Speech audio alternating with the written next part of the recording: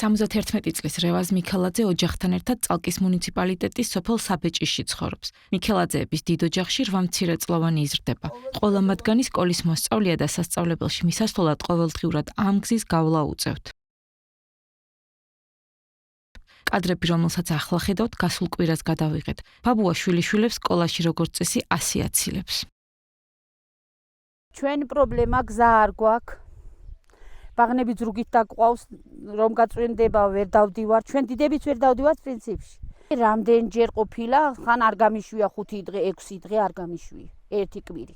ტლაპოა და მეც ვერ დავდივარ პრინციპი, მეც არ შემიძლია რომ გავიდე ამ ხელა ქალს გავიდე გზაზე, მეც არ შემიძლია ბაღნები როგორ გავიყვან. რამდენჯერ წაქცეულა ბაღანა, მიმიყვანია სახში, აღარ გამიშვია ზოგ ხან გაუშვებდი, გავრეცხავდი, გავწმენდი და გაუშვებდი. თოვლში, სიცივეში ყოველთვის. ძები ამბობენ, რომ ამ გზით რამდენიმე ოჯახი სარგებლობს. შიდა ქუჩები მოწესრიგებულია და მხოლოდ ეს გზაა დარჩენილი. ზამთარში სულ ვერ დავდივართ, იმიტომ რომ წყალი გადმოდის გზაზე და გაყინულია გზა და საერთოდ ვერ დადიან, ბაღნებიც ვერ დადიან, მეორე მხრიდან უფრო ძალიან შორა არის, მაგრამ იქიდან წაყავს ბაღნები. პროდუქტი ყველაფერი მაქედან ზრუგით გაგვაქვს სახში.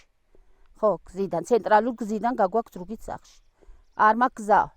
26 წელია აქ ვარ, ამდენი ბაღანა მყავს, ამდენი ის მაქვს და ვერ მოძრაობთ პრინციპში.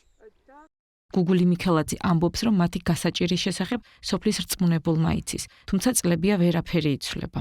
მიციან, ყველა მიციან, რომ დახმარება გვინდა, ყველას მიუმართენით, მაგრამ არაფერია საშუალება არ მოგწა არავინ. არც სოფლის რწმუნებულმა, არც არავინ ყურადღება არ მოგვაქცია. მე ტრასას არ ვითხოვ, მოხრეშონი იმიდან რომ ფეხით გავიაროთ.